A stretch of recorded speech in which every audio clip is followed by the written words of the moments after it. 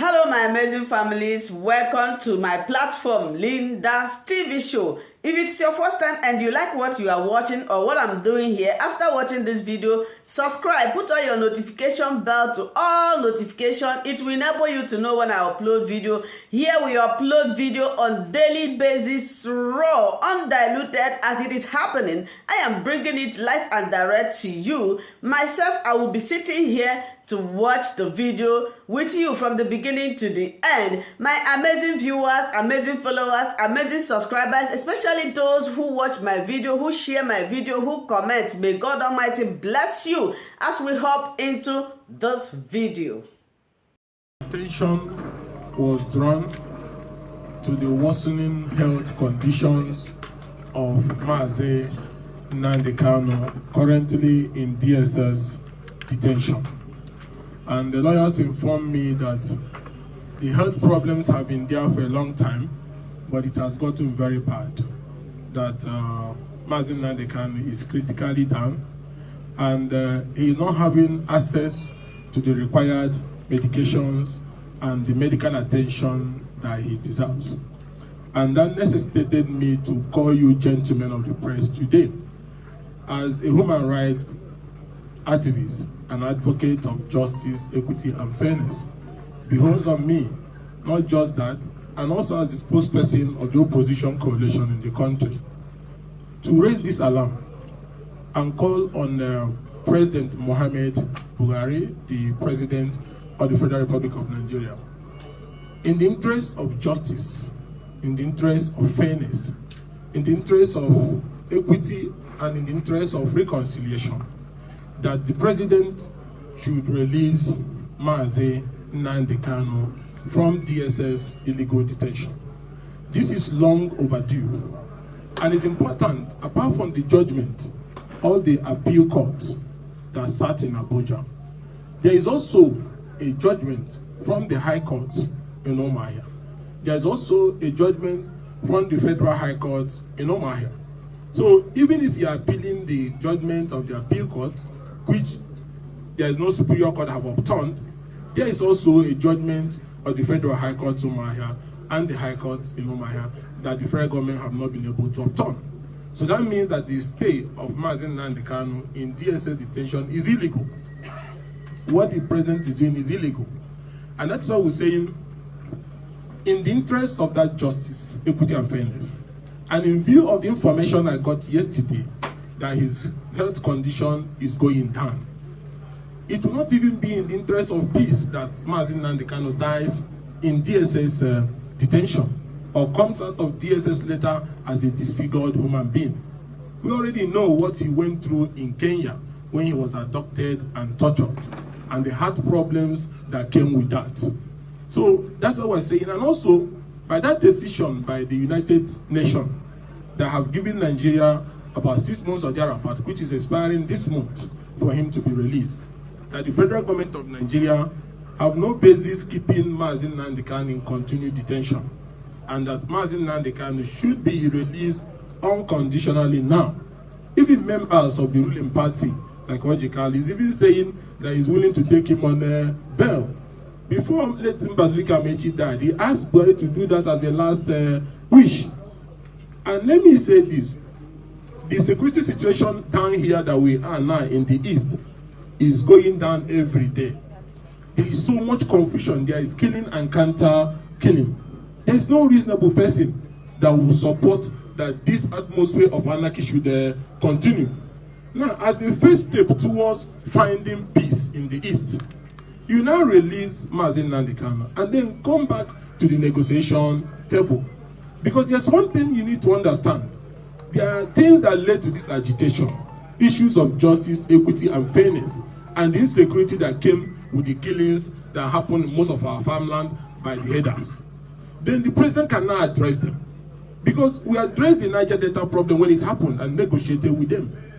The government also addressed the clash in the North Central with the farmers and the headers. The government is also addressing the Boko Haram issue, where they are even forgiving some of these terrorists and admitting them into positions of authority. So if we can do that even for terrorists, Now, human rights agitators, people who are agitating for fairness, equity, and justice, what is wrong in calling the young men in Igbo land to say, let us come to the table and address the things that led to this agitation, which boils down to justice, equity, and fairness. Unless you're saying that we in the East are not entitled to justice, equity, and fairness.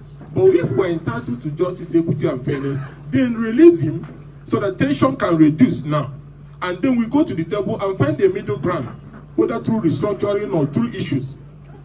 Because if you don't address these issues, it means that you don't care. It means that government is enjoying the killing and the counter-killing. All over this land, there is killing and counter-killing. Some are even by pro-government security outfits that is doing it. Like the ones that attacked me, then we are government-backed. So we cannot continue. Let some people are benefiting from this flow of blood, endless flow of blood in Imo, in every part of the East. If not, if you're a human being that knows that when you die, you'll be answerable to God, then it's time to apply the brake and then release him. Especially with this information I got yesterday that he's in a bad health condition. It will not be fair for peace and stability for us to wake up one morning and say he's no more. Especially when you are holding him illegally. It can lead to crisis of unimaginable proportion, and we do not want that. That is why I call the people to add my voice to say, please, in the interest of stability, that let us obey the judgment of the court. Let us respect the rule of law. Release Mazen Nnamdi and find a way to address his worsening health conditions so that these issues can be addressed. And then the agitations that led to this crisis addressed by the president now that he's leaving office. There was no basis for the trial. Even by the constitutional powers vested in the president, he has constitutional powers through the Attorney General to initiate discontinuance of the trial.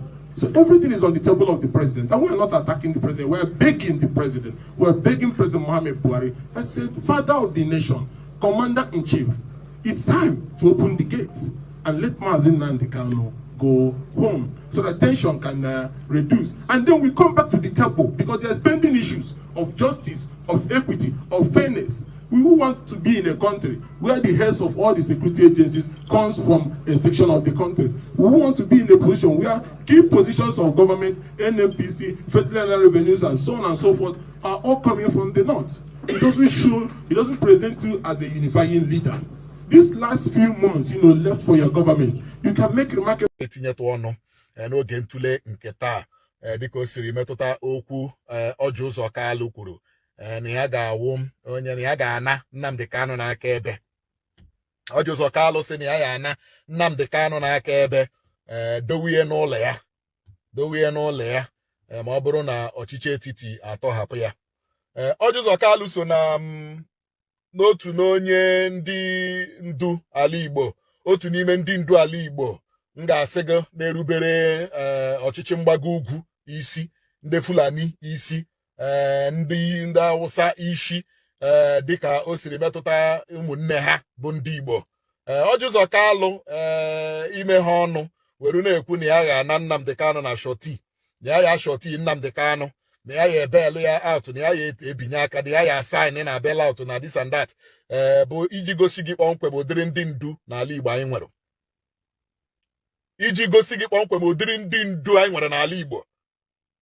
Ọjọ ụzọ Kalụ ọkwa ị na ebe ahụ illegally ọchịchị etiti aga Kenya atọrọ Nnamdi Kanu na Kenya, mee ya abduct, tọlata ya Nigeria, tinye na prison ndị DSS. Ọjọ ụzọ Kalụ ị na ebe ahụ ụlọ ikpe nọ na Abia steeti ekpe ikpe si tọhapụ Nnamdi Kanu, sikwa na ihe DSS mere adịghị mma, sikwa ọchịchị etiti kwụọ Nnamdi Kanu ego ole dị otu a. Ọjọ ụzọ Kalụ ị na ebe ahụ ụlọ ikpe nọ na Abuja ekpe ikpe si tọhapụ Nnamdi Kanu. Ọjọ ụzọ Kalụ ị na ebe ahụ ụlọ ikpe ekpegharịkwa ikpe ha kpere ọzọ, si na onweghị ihe dịka ọchịchị etiti ịbịakwa egenu bịakwa na-ekwu Nnamdi Kanu mere nke emehụ nke ọzọ, si tọhapụ Nnamdi Kanu na ihe ebe Kenya gara jee tọrọ ya na ọ dị ilegal, si tọhapụ ya compensate ihe. Ọjọ ụzọ Kalụ ị na ebe ahụ United Nations Special Jurisdiction asị ọchịchị etiti tọhapụ Nnamdi Kanu before 6 months, No rule me here, le pe ihe ga-eme Nigeria. Ojuzo Kalu, you are there. Ojuzo Kalu, you are there and you are there. Ihe ndị a niile na-eme. Ojuzo Kalu, Nnamdi Kanu nwanne gị. Nnamdi Kanu so na ndị na-represent in Abia State. Nnamdi Kanu one of your represented your constituents. Ojuzo Kalu, o nwechara mgbe I mechara ga visit Nnamdi Kanu, gịnị ya kpacha. Anyị ama ihe gịnị ya kwuru because onweghị ihe gbara anyị gịnị ya kpatara. But anyị ma na ihe gbara ya na prison wo to give up Biafra. Ojuzo Kalu, gị na ndị Fulani re na mma, gị na federal government re na mma, gị na Buhari re na mma, gị na state senate president re na mma. Ojuzo Kalu, gị na ndị judiciary, supreme court, appeal court, Bobo Tibori, gị na ha dịcha na mma. Ojuzo Kalu, what have you done with your connection for ndị Igbo? Ojuzo Kalu, what have you done with your connection for ndị Igbo? Ojuzo Kalu, what have you done with your connection for nwanne gị wu Nnamdi Kanu? Because ukwu ndị Igbo, anyị ga-ekwu enu Abia, kwu Imo, kwu Enugu, kwu Anambra, kwu Ebonyi. Ojuzo Kalu, what have you done with your connection for nwanne gị nwoke Nnamdi Kanu nọ na prison now for how many months? Ojuzo Kalu, what have you done with your connections? Ojuzo Kalu, what have you done with your contacts? Ojuzo Kalu, what have you done with a lot of resources that you have? Nothing. Ojuzo Kalu, you have done nothing with your connections. Ojuzo Kalu, you have done nothing with your resources. Ojuzo Kalu, you are only after your personal and self-aggrandizement. Obola. Now to enrich yourself, to make sure you are comfortable, to make sure your family is comfortable. You are America, you are South Africa, you are comfortable, man. But what have you done? Election eruwele, icholi iji Nnamdi Kanu shine. Election eruwele, ichowala iji Nnamdi Kanu shine. Niga shoti ye. Ojuzo Kalu, the first time Asibota shoti for Nnamdi Kanu, were you not there? Ojuzo Kalu, the first time they released Nnamdi Kanu, Abali Bejere Tiga Kea shoti Nnamdi Kanu. Ojuzo Kalu, were you not there? Ojuzo Kalu, you were there. Iga shoti Nnamdi Kanu that first time? No.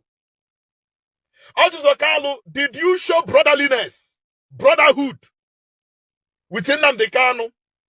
Mbachobri shoti year before. No, you did not. Ojuzo Kalu election eluwele, each only iji Nnamdi Kanu shine, each only iji Nnamdi Kanu sympathize. Can never make sympathize with you so that can tell like vote. The same Senate. The same Senate that you have done nothing for your people. The same Senate that you have not used your contact for your people. The same Senate that you have not used your resources for your people. The same Senate that you have continued to serve the Fulanis. Kalu Ojuzo Kalu, have you done anything with your contact?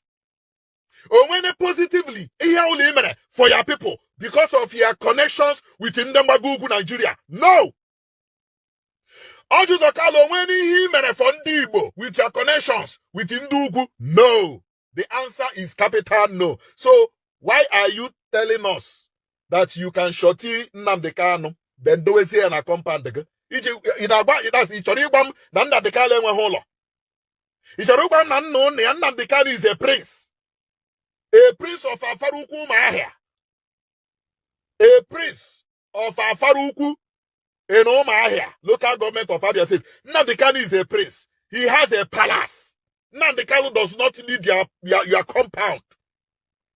Nnamdi Kanu need the honor. And in fact, Nnamdi Kanu need your shorty.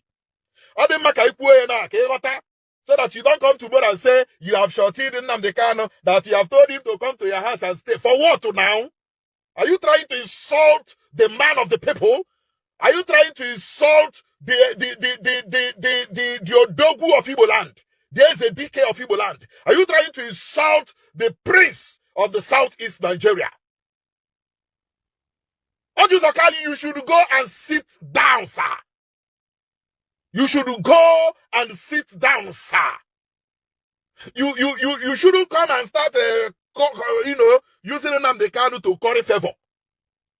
Time I had Nnamdi Kanu. If you have not started with Nnamdi Kanu from day one, and now you want to start with Nnamdi Kanu, sir, you have got it wrong, and sir, you are going nowhere. Oh yes. You know, you cannot use Nnamdi Kanu right now and you say, Nnamdi Kanu, for what, Kwano? Why would Nnamdi Kanu come and stay in your house, sir? That is why we have very, how do I put it? Never had the leaders of Ndibo. You want to remain in the Senate, and you now want to use Nnamdi Kanu to shine. Or that walk. There are people the Igbos know that have been fighting for Nnamdi Kanu, and there are people the Igbos know that have been speaking up for Igbo. Those who have risked their lives for Igbo cause. Those who have continued to say the truth, no matter whose odds is God. You people should not be taking us for a ride. Who they use his life for a ride? You know, don't be using us for a ride. When you get one election, few weeks to election, when Abaribe was shooting Nnamdi Kanu, also Kanu, where were you? Were you not in the same Senate? Or why would get Abaribe under the same Senate? Even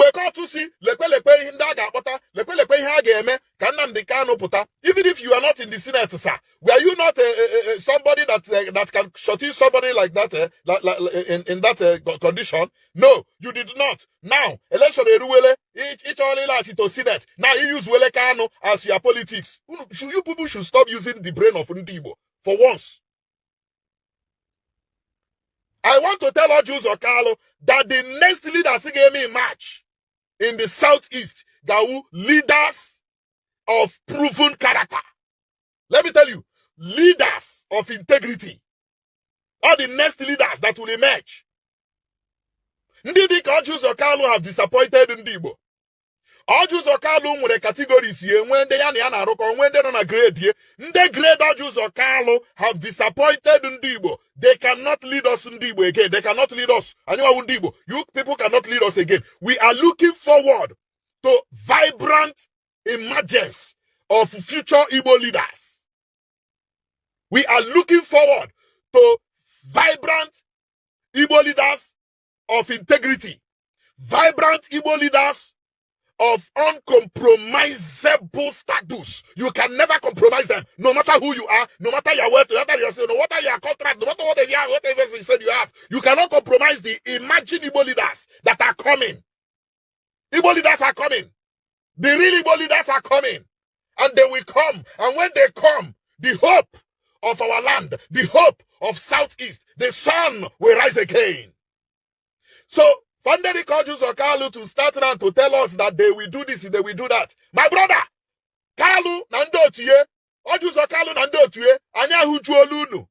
We have seen you people finish. We have seen you people finish. So, sir, go and rest. Go and rest in Jesus' name. Go and rest. Ndebekago should go and rest. Adiama Kandibu. Nnamdi Kanu nishi na liba I'm the how. I'm at the antecedents of Ndebu. Ihe basara Nnamdi Kanu nishi.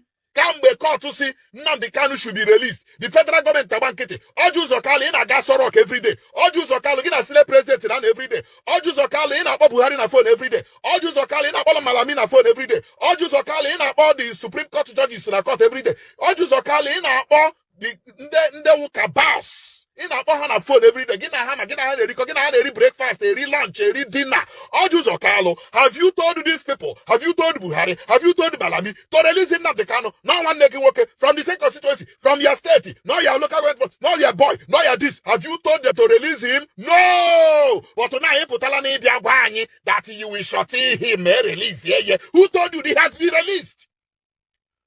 Ojus Okalo, wouldn't they couldn't on a corridors of power questioning about the government the truth? See, since you said that you don't want to court release Nnamdi Kanu, that you will release him, that you don't have problem with releasing him. Now the court has released him. 2 courts indeed has released him. 3 courts indeed have released him. Yet Buhari has refused to release him. But you want to Buhari, Guinea Atako, Guinea Eriko, Guinea Anangoko, Guinea America, Guinea Merigwabe Buhari, one-on-one. One-on-one, as your party man, as you na gano leana sorok every day. Gini mere Igbabe Buhari, release ye Kanu, eba una court ekole release ye. What have you, why have you not told him? You know, 2 brain to get her day. You know, 2 brain to get her, very small brain, but who be una reclaim unuma here? Wait, unuma. All these big men are fly around, this is that they are leaders. You are not leaders anything.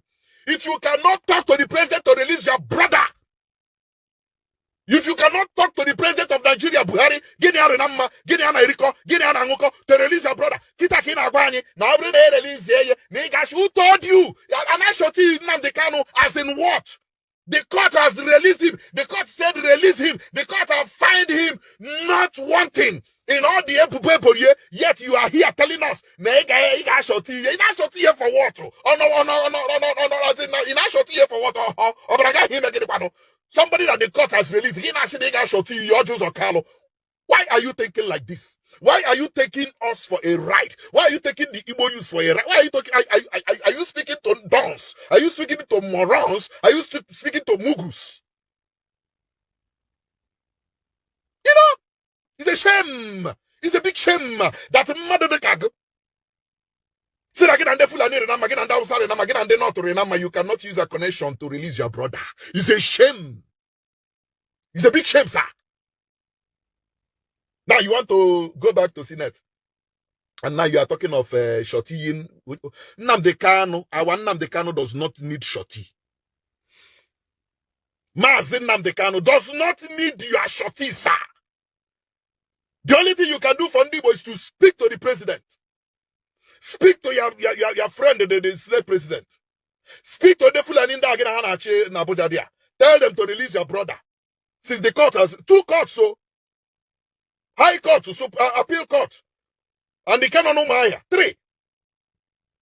You know, they could release the Kanu.